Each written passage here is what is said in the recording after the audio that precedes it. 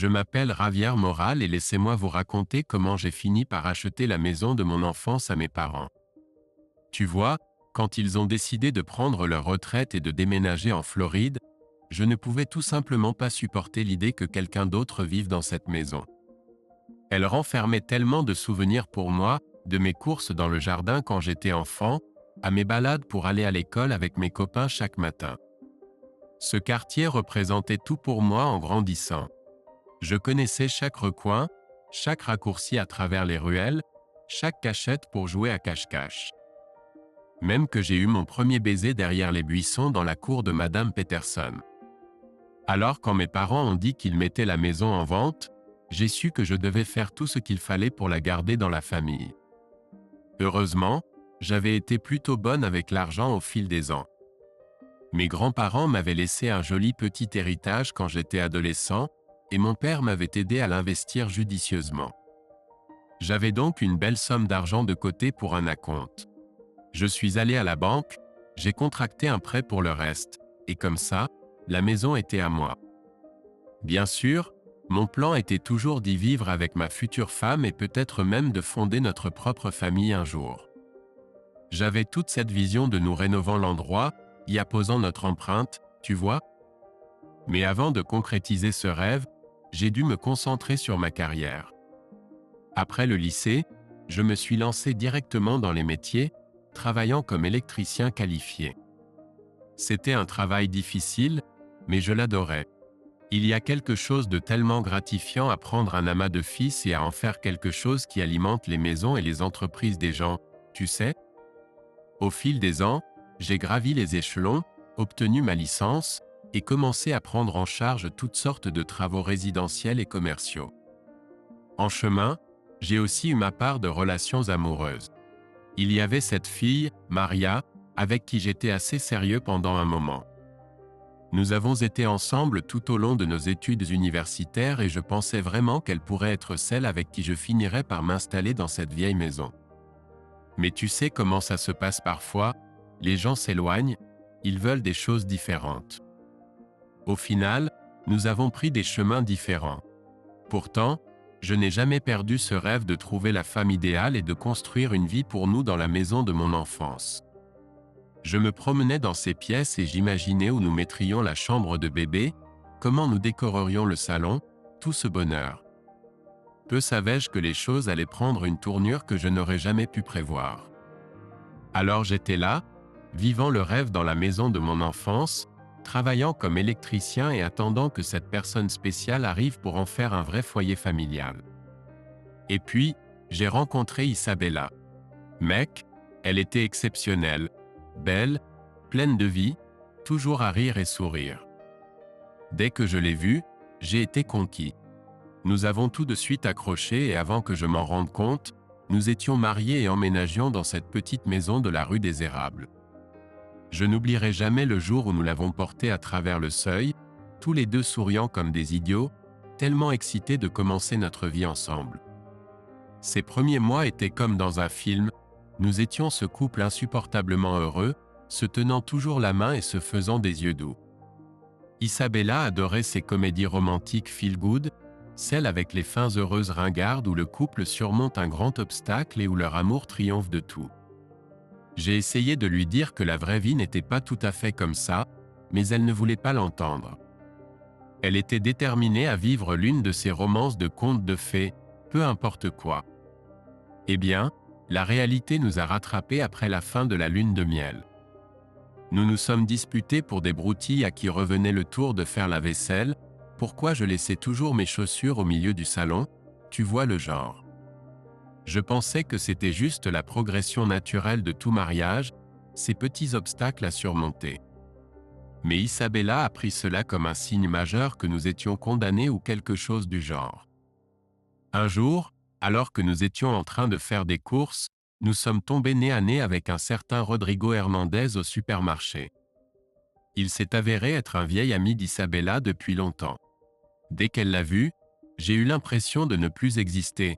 Elle s'est jetée dans ses bras, riant et discutant comme si je n'étais même pas là. Rodrigo n'a même pas jeté un regard dans ma direction. Je me sentais comme un véritable élément perturbateur dans mon propre mariage. 4 mois plus tard, Isabella a lâché une bombe. Elle demandait le divorce, invoquant des différences irréconciliables. J'ai été pris au dépourvu. Certes, nous avions quelques problèmes, mais je n'aurais jamais pensé qu'elle abandonnerait ainsi. Et malgré ce qu'elle prétendait, je n'avais aucune preuve qu'elle m'avait été infidèle avec Rodrigo ou quelqu'un d'autre. Nous étions toujours intimes, elle n'agissait pas de manière distante ou louche. Sa raison pour le divorce ne tenait pas debout. Alors me voilà, fixant mon avocat, la mâchoire par terre, après qu'il m'ait appris qu'Isabella allait probablement obtenir la maison dans le règlement du divorce. Ce petit endroit de la rue des Érables était ma maison d'enfance, la maison dans laquelle j'avais grandi et que j'avais achetée à mes parents avec mon propre argent durement gagné. L'idée de la perdre au profit d'Isabella après tout ce qu'elle m'avait fait endurer me mettait hors de moi. Mais c'est ma maison, et je protestais. Je l'ai possédée bien avant qu'Isabella n'entre dans ma vie. Comment est-ce juste? Mon avocat m'a regardé avec compassion. Je sais que cela ne semble pas juste, Ravière. Mais aux yeux de la loi, une fois que vous vous êtes mariés, cette maison est devenue un bien marital auquel elle a droit. Et comme il n'y a pas d'enfants impliqués, elle obtiendra probablement une pension alimentaire en plus. J'ai secoué la tête, incrédule. Toute cette situation était un véritable cauchemar. J'avais été pris au dépourvu par la décision soudaine d'Isabella de me divorcer à cause de son amitié louche avec Rodrigo, et maintenant le système judiciaire semblait déterminé à m'achever en me privant de la seule chose qui comptait vraiment, ma maison. Lorsque notre jour au tribunal est enfin arrivé, j'ai vidé mon cœur devant le juge, expliquant comment cette petite maison était bien plus que 4 murs et un toit pour moi. C'était là où j'ai grandi, où tous mes souvenirs d'enfance ont eu lieu. C'était la maison dans laquelle je rêvais de fonder une famille un jour. Mais Isabella avait brisé ses rêves avec ses actions imprudentes. Le juge a écouté patiemment, mais à la fin, rien de tout cela ne semblait avoir d'importance.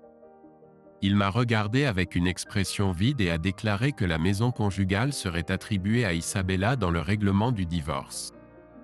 Comme ça, la vie parfaite que j'avais imaginée m'a été arrachée. En sortant du palais de justice dans un état second, je me suis promis, je ne remettrai plus jamais les pieds dans la rue des Érables. L'idée de voir Isabella vivre dans ma maison, profiter de tout pour lequel j'avais tant travaillé, était insupportable. Ce petit morceau de mon enfance serait à jamais entaché par la trahison et la douleur qu'elle avait causée. Il valait mieux faire table rase et essayer de commencer quelque chose de nouveau. Ces premières nuits après le divorce, je me suis retourné dans ma chambre miteuse de motel, hanté par les souvenirs de la maison que j'avais perdue. La maison n'était peut-être que des briques et du bois pour certaines personnes, mais pour moi, c'était une partie vivante et respirante de mon identité que je ne pourrais jamais retrouver. Je savais que je devais trouver un moyen d'avancer et de tout laisser derrière moi avant que la douleur ne me consume complètement. C'est alors que j'ai rencontré Raoul. Il logeait dans le même motel miteux, bien que sa chambre soit bien plus agréable que la mienne. Alors que je sirotais une bière dans le hall un soir, essayant d'oublier mes chagrins, il a engagé la conversation avec moi. « Tu as l'air d'avoir eu une période difficile, amigo », a dit Raoul en prenant place à côté de moi. Son visage buriné par les intempéries et ses mains calleuses m'ont indiqué qu'il n'était pas étranger à une vie difficile. J'ai laissé échapper un rire amer. « Tu n'imagines même pas, mec. Ma vie est un vrai chaos en ce moment. » Quelque chose dans la manière décontractée de Raoul m'a mis à l'aise, alors j'ai fini par me confier à lui, comment mon ex-femme infidèle m'avait tout pris, comment j'étais essentiellement en fuite essayant d'éviter d'autres ennuis judiciaires après disons juste un incident dont je ne suis pas fier. Je ne supportais pas l'idée d'aller en prison et de perdre ce qu'il me restait. Raoul écoutait attentivement, acquiesçant avec compréhension. Quand j'ai terminé, il s'est penché en arrière avec un sourire en coin. « Je pense avoir la solution parfaite pour un gars comme toi, Ravière. » C'est alors qu'il m'a parlé de son travail, livré ses énormes véhicules de loisirs de luxe à travers tout le pays. Il m'a montré le bus d'1 million de dollars qu'il transportait, me faisant une visite personnelle de toutes ses commodités extravagantes et de tout son confort. Je ne pouvais pas croire que des gens ordinaires achetaient réellement des choses comme ça juste pour voyager. Le meilleur? A dit Raoul d'un air conspirateur. Avec ce travail, tu es un fantôme. Pas de traces, pas moyen pour quiconque de te retrouver si tu joues intelligemment. Juste toi, la route ouverte, et un beau chèque à la fin de chaque voyage. Je devais admettre que ça semblait tentant. Une chance de laisser tous mes ennuis derrière moi, du moins pour un petit moment. Peut-être que c'était exactement ce dont j'avais besoin pour me vider la tête et décider de ma prochaine étape. Raoul a dû sentir mon intérêt, car il a souri de nouveau et m'a fait une offre que je ne pouvais refuser. Pourquoi ne viendrais-tu pas avec moi pour un essai ce soir? Goûte un peu à la belle vie sur la route? C'est ainsi que je me suis retrouvé à faire la fête dans ce bus luxueux avec Raoul, ainsi que 2 femmes qu'il avait charmées pour nous rejoindre pour la soirée, Lucia et Camilla. Malgré mes efforts pour rester fort, l'alcool coulait à flot, et avant longtemps, ma tristesse et ma colère envers Isabella se sont dissipées, du moins temporairement. Je ne peux pas dire que je suis fier de la débauche qui a suivi, mais pour une nuit, je me suis permis d'être imprudent et libre, me délectant des plaisirs sensuels que les commodités du bus offraient. Lorsque je me suis réveillé le lendemain matin avec une gueule de bois massive, Raoul me souriait comme le chat qui a attrapé le canari. « Alors, qu'en penses-tu? Tu es intéressé pour me rejoindre sur la route à plein temps ?» Aussi fou que cela puisse paraître, je devais admettre que l'idée de laisser derrière moi ma vieille vie et de plonger tête baissée dans cette nouvelle existence nomade devenait de plus en plus séduisante. Peut-être que c'était le nouveau départ dont j'avais désespérément besoin. Je savais que Raoul avait raison. Ce mode de vie nomade de livraison de camping-car de luxe était le moyen parfait pour moi de laisser derrière moi ma vieille vie et de rester discret. « Tu as un accord ?» lui dis-je en lui serrant fermement la main. « Quand est-ce que je peux commencer ?» Raoul sourit. « C'est ce que j'aime entendre. La société est basée au Texas, donc on va te mettre en place là-bas en premier lieu. » Une semaine plus tard, je me tenais devant l'immense usine où ces autocars valant des millions de dollars étaient construits. Malgré mes nerfs à propos de ce nouveau chapitre, j'étais déterminé à être franc avec mes futurs employeurs dès le départ. Lorsque j'ai rencontré le responsable du recrutement, j'ai mis toutes mes cartes sur table, la situation compliquée avec mon ex-femme, l'incident qui m'avait poussé à me cacher, tout. À ma grande surprise, le vieil homme bourru n'a presque pas cligné des yeux. « Mon garçon, tu n'es pas le premier à franchir cette porte en fuyant quelque chose, dit-il d'un ton sec. Du moment que tu fais le boulot et que tu restes hors des ennuis, je me fiche de ton passé.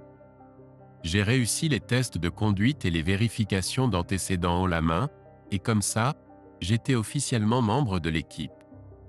Comme Raoul l'avait promis, tout était très secret. Je devais juste fournir mes informations de dépôt direct, et à partir de là, mon salaire serait le seul lien papier me connectant à l'entreprise. Pourtant, je savais que je ne pouvais pas prendre le risque d'être retrouvé. Ma première action a été d'obtenir un nouveau téléphone portable anonyme sans lien avec ma vie passée. J'ai commencé à payer en espèces pour tout, n'utilisant jamais de carte de crédit qui pourrait laisser une trace. Paranoïaque? Bien sûr, mais après ce que j'avais vécu avec Isabella, je ne prenais aucun risque.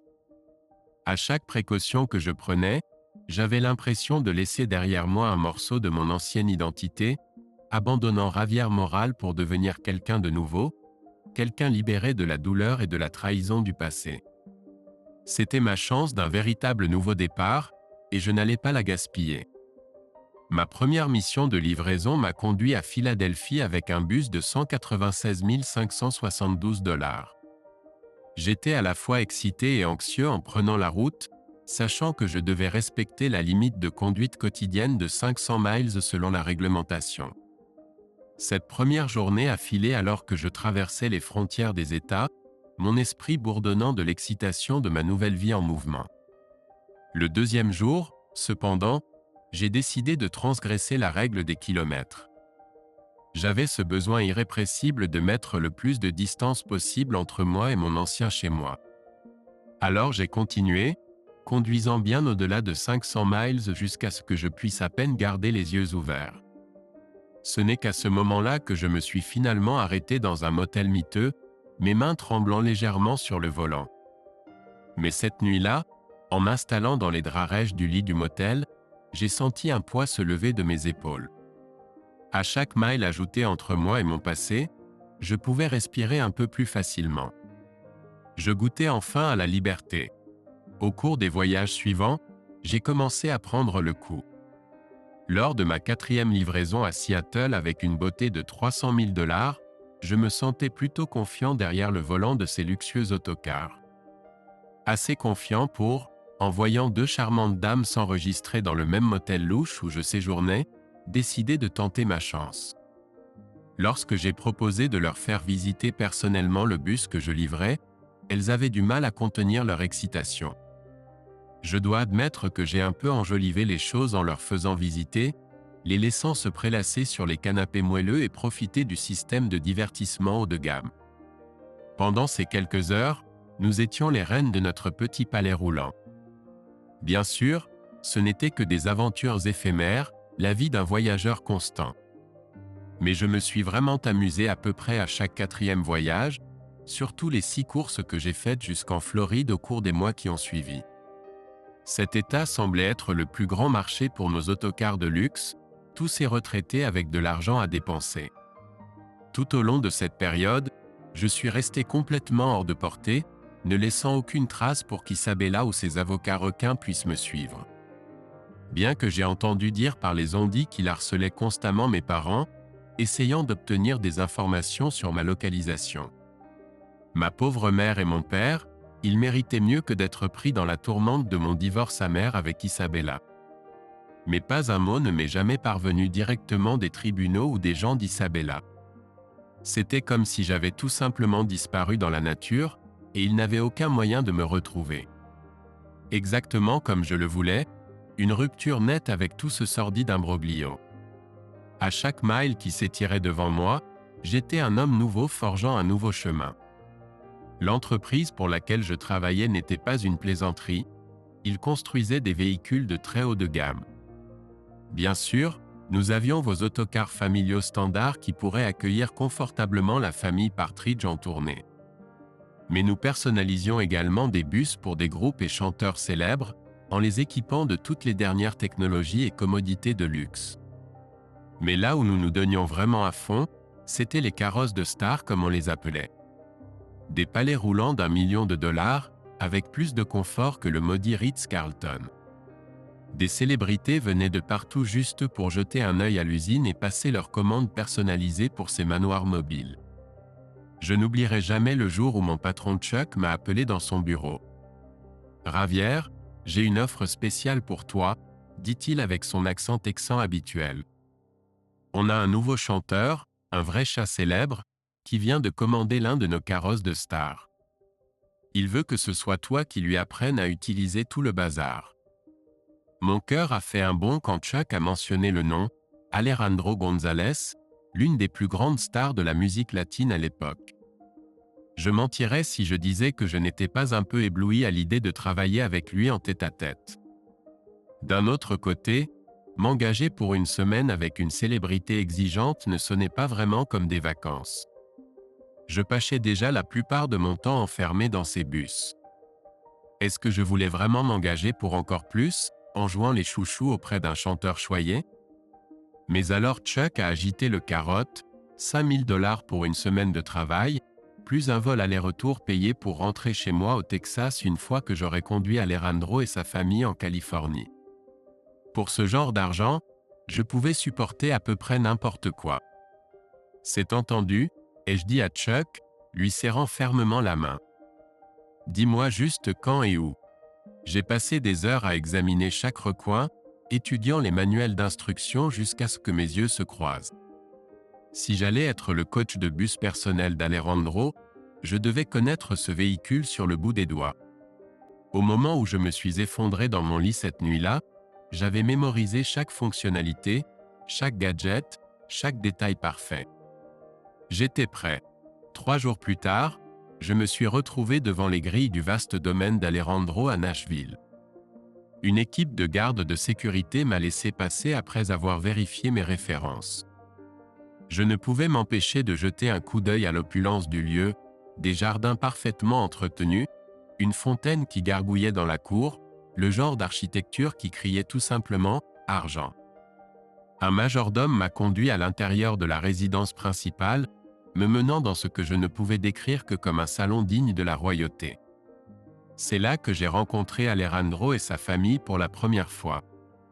Alejandro lui-même avait tout l'air de l'idole pop latine élégamment habillée, un sourire facile, une aura de confiance qui remplissait la pièce. Sa femme Martha était d'une beauté éblouissante, avec une grâce et une chaleur naturelles.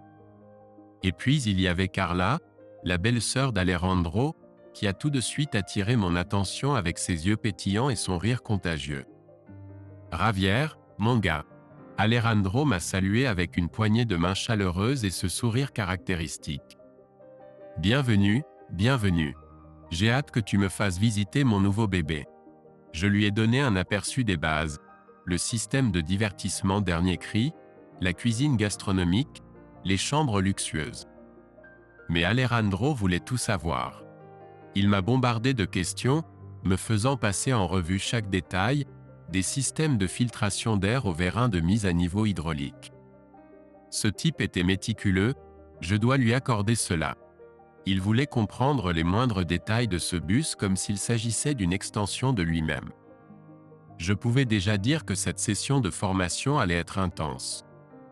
Le lendemain matin, nous avons pris la route de bonne heure, en direction de la Californie. Alejandro a insisté pour s'asseoir à l'avant avec moi, impatient de prendre le volant et de mettre ses nouvelles connaissances à l'épreuve. Je dois admettre que ces premières heures ont été assez difficiles. Alejandro a eu du mal avec la taille et la maniabilité du véhicule massif, corrigeant trop à chaque virage. À quelques reprises, j'ai dû prendre le volant pour nous empêcher de dévier complètement de la route. Mais à son crédit, il a été un élève rapide. Avec mon aide et beaucoup de patience, Alejandro a commencé à prendre le coup. Le 3e jour, il naviguait avec assurance sur les autoroutes, changeant de voie comme un pro. Pendant qu'il s'appliquait à maîtriser l'art de conduire ce yacht terrestre, j'ai passé la plupart de mon temps à apprendre à connaître Carla. Elle était quelques années plus jeune qu'Alejandro, avec un esprit vif et un rire facile qui m'a tout de suite mis à l'aise. Nous avons parlé de son enfance passée dans une petite ville, de ses rêves de devenir une grande chanteuse avant de réaliser qu'elle préférait une vie loin des projecteurs. Elle m'a raconté sa rencontre avec son mari Marco, le frère d'Alejandro, et la romance tourbillonnante qui a suivi. À chaque mile parcouru, je me sentais de plus en plus attiré par Carla. Il y avait juste quelque chose dans sa chaleur et son authenticité qui résonnait en moi. Dans un monde de sourires faux et de conversations superficielles, elle était un souffle d'air frais. 5 jours plus tard, nous sommes arrivés dans l'allée de la nouvelle maison californienne d'Alejandro, une vaste propriété nichée dans les collines. Alors qu'il manœuvrait habilement ce bus massif sur l'aire de stationnement, je ressentais un sentiment de fierté. Mon élève était vraiment devenu le maître. Je pouvais dire qu'il était plutôt satisfait de lui-même. Et pourquoi ne le serait-il pas? Le gars venait de dompter une bête d'1 million de dollars, la conduisant à travers le pays sans presque aucun accroc. Alejandro manœuvrait ce bus massif comme un pro, naviguant soigneusement dans les virages serrés et les voies étroites jusqu'à ce que nous nous arrêtions devant la maison principale. Je devais lui donner ça, pour un débutant, il gérait mieux cette chose que certains des vétérans expérimentés que j'avais formés. À peine avions-nous mis pied à terre que plusieurs SUV noirs se sont arrêtés, déchargeant ce qui semblait être une petite armée de personnes en tenue de business. Il s'est avéré qu'il s'agissait de cadres de studio et de divers autres membres du personnel, là pour accueillir Alejandro et l'installer dans son nouveau chez lui. Je me suis retiré et j'ai laissé Alejandro gérer les présentations, serrant des mains et échangeant des baisers en l'air avec le comité d'accueil. De temps en temps, il me lançait un sourire et un clin d'œil, comme un enfant montrant son nouveau jouet à ses amis.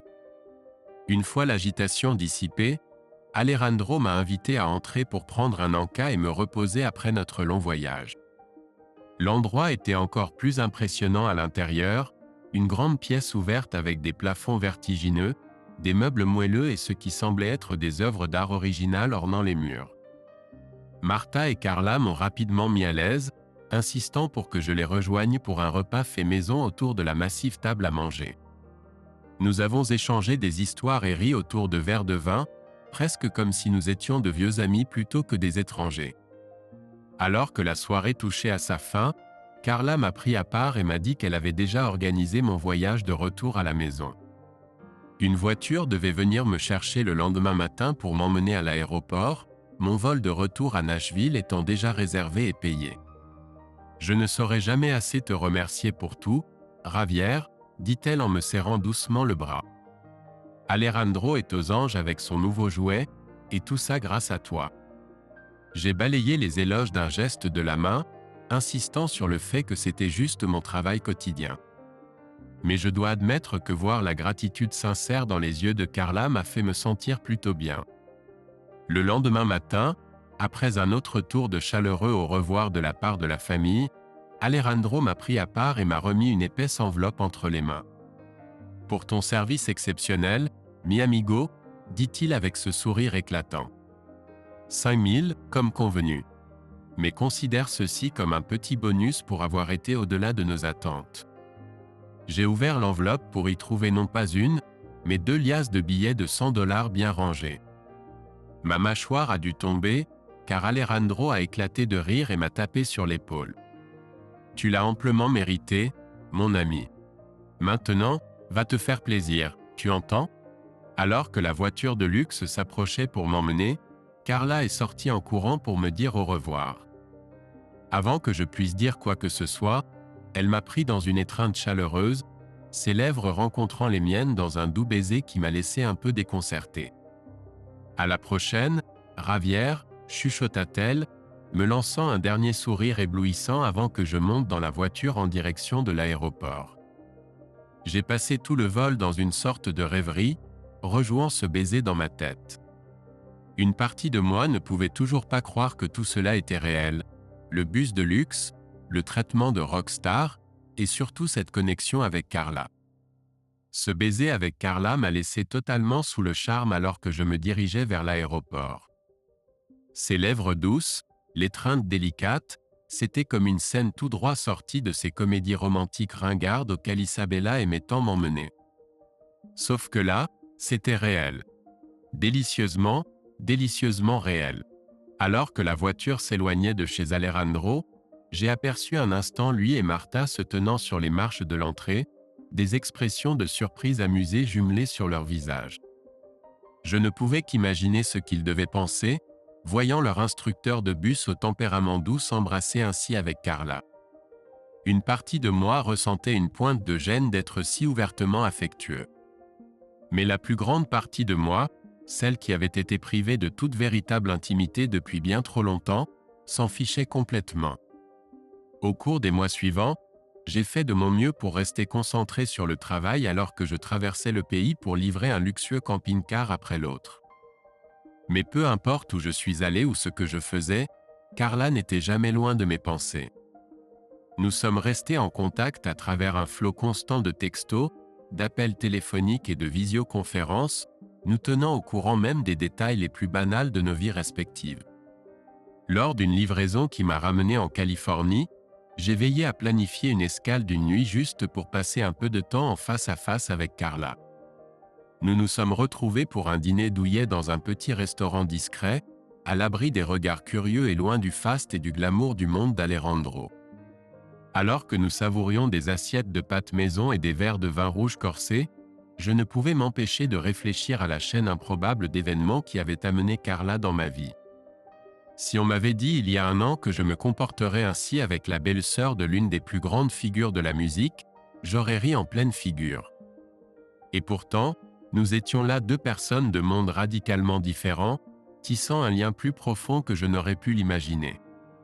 Carla m'a raconté comment mes parents avaient croisé la famille d'Alejandro lors d'un grand salon professionnel en Floride. Apparemment, Il s'était très bien entendu, mon vieux charmant Carla avec ses blagues de papa caractéristiques et ma mère la chérissant comme la fille qu'elle n'avait jamais eue. Il t'adore absolument, dis-je à Carla, en tendant la main pour lui donner une affectueuse pression. Je pense qu'ils sont juste soulagés que j'ai enfin rencontré quelqu'un qui ne me donne pas envie de m'arracher les cheveux. Carla pencha la tête en arrière avec un rire riche et mélodieux qui fit palpiter mon cœur dans ma poitrine. Eh bien, il ferait mieux de s'habituer à ma présence alors. Parce que je ne vais nulle part, Javier Moral. Après cette soirée bien heureuse avec Carla, j'ai su qu'il me fallait prendre du recul et rassembler mes pensées. L'intensité de mes sentiments pour elle, combinée au traumatisme persistant de mon divorce, m'avait laissé émotionnellement épuisé. J'ai donc décidé de profiter de quelques jours de congé bien mérités et de m'offrir une pause bien nécessaire. J'ai réservé une modeste chambre de motel en périphérie de ma vieille ville pour une semaine, espérant que le cadre familier m'aiderait à trouver un peu de clarté. Le matin de mon premier jour là-bas, j'ai fait une promenade dans le quartier qui avait autrefois été tout mon univers. L'endroit où j'avais grandi, tombé amoureux, construit une vie pour moi-même, pour tout voir s'effondrer.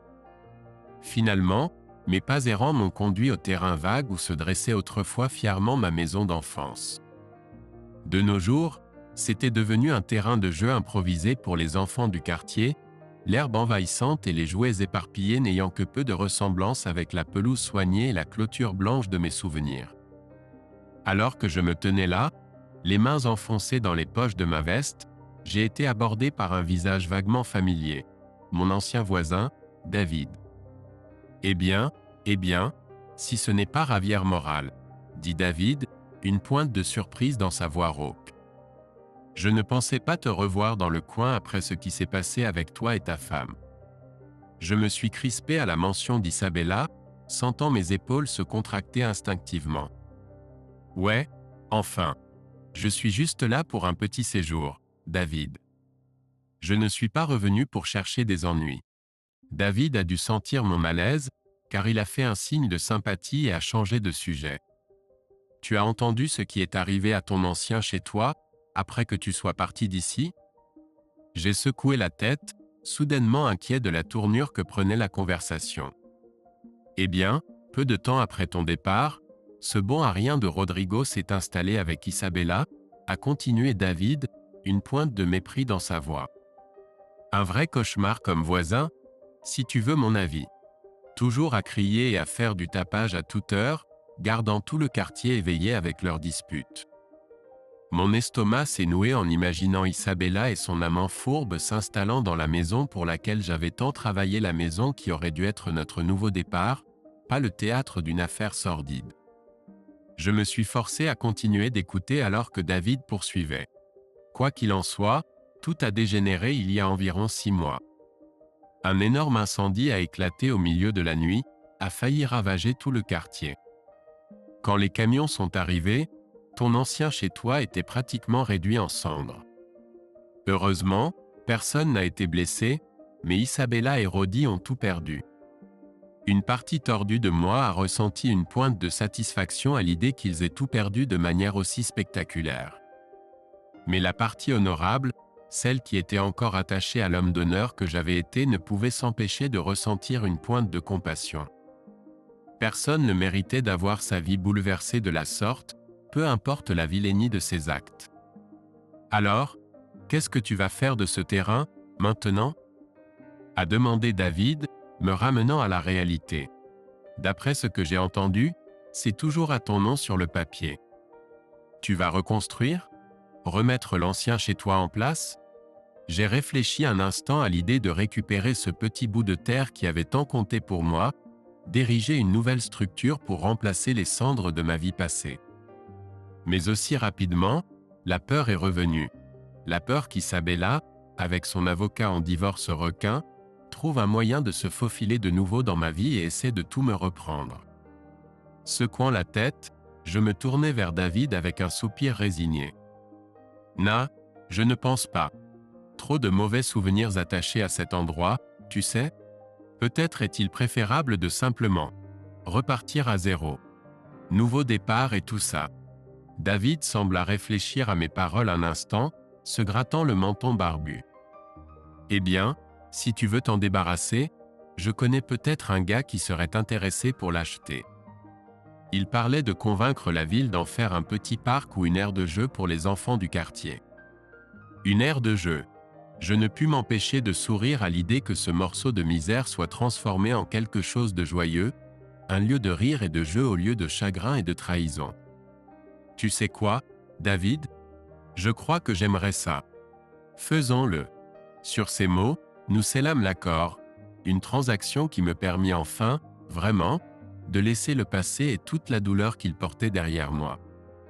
Bien sûr, je subirais une perte financière en vendant ce précieux terrain pour presque rien. Mais c'était un petit prix à payer pour avoir la chance de tourner la page dans ma vie. Au cours des jours suivants, je m'occupais à régler les derniers détails et à finaliser les formalités pour la vente.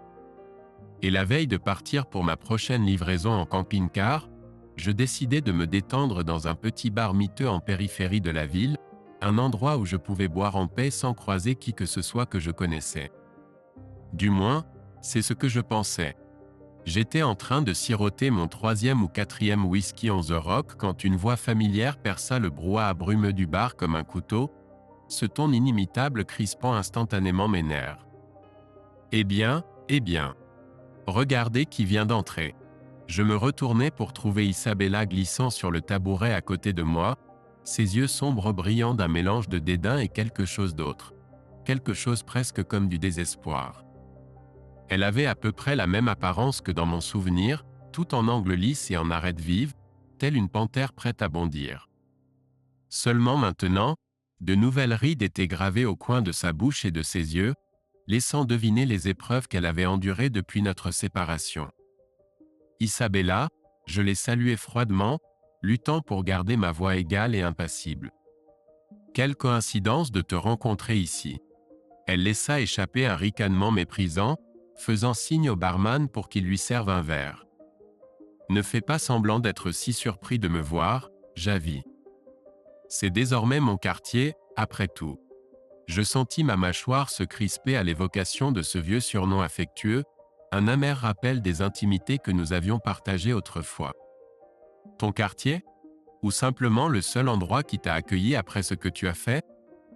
Ses yeux sombres étincelèrent de colère, ses lèvres se retroussant dans un rictus trop familier. Tu as vraiment du culot de te montrer ici après m'avoir abandonné ainsi. Me laissant sans abri et démuni, sans rien à mon nom. Je ne pus retenir le rire moqueur qui explosa de mes lèvres à ces mots. Tu te moques de moi là? C'est toi qui as trompé, Isabella. C'est toi qui as tout jeté par-dessus bord pour ce loser fini, Rodrigo. La mention du nom de son ancien amant sembla la dégonfler, ne serait-ce qu'un instant. Mais ensuite, ce masque de fureur se referma brusquement, sa voix montant dans un cri strident qui attira les regards des autres clients. Je n'aurais jamais regardé Rodrigo 2 fois si tu n'avais pas été un émotionnellement constipé, un trou du cul workaholic. Tu m'as poussé dans ses bras avec ton négligence, Ravière. Je sentais maintenant ma propre colère monter, toutes les années de ressentiment et de douleur remontant à la surface dans un torrent incontrôlable. N'ose même pas me rejeter la faute, Isabella. Grognai-je, claquant mon verre sur le comptoir assez fort pour le faire trembler. J'ai travaillé comme un dingue pour te donner tout ce que tu désirais, cette maison, la sécurité financière, une belle vie. Et comment m'as-tu remercié? En me poignardant dans le dos et en prenant tout. Pendant un long moment tendu, nous nous sommes simplement dévisagés. 2 animaux blessés se jaugent, cherchant le moindre signe de faiblesse à exploiter. Mais soudain, quelque chose semblait se dégonfler en Isabella. Ses épaules se sont affaissées, le combat s'échappant de ses yeux pour les laisser paraître creux, hantés. Tu as raison, dit-elle enfin, si doucement que je l'ai presque pas entendu par-dessus le bruit du bar. Tu as raison, j'avis. J'ai merdé. J'ai tout gâché pour une sensation bon marché, et j'ai tout perdu à cause de ça. Autant j'aurais voulu me délecter de sa reconnaissance de sa faute, enfoncer le couteau encore plus profondément après toute la douleur qu'elle m'avait infligée. Je ne pouvais tout simplement pas. La voir ainsi, si battue et brisée, c'était comme si toute la colère me quittait, me laissant vide. Avec un soupir là, j'ai fait signe pour nos additions et j'ai posé assez d'argent pour couvrir nos consommations. Rentre chez toi et repose-toi, Isabella, marmonnai-je, me tournant déjà vers la sortie. Nous sommes juste fatigués de nous battre. En sortant dans l'air frais de la nuit, je ne pouvais pas vraiment expliquer le sentiment de légèreté que je ressentais. Comme si, enfin en libérant toute cette amertume refoulée et en ayant une explication avec Isabella, j'avais enlevé un lourd fardeau que je portais depuis trop longtemps. Pour la première fois depuis le divorce, je me sentais libre. Libre d'avancer, de commencer à construire une nouvelle vie pour moi-même.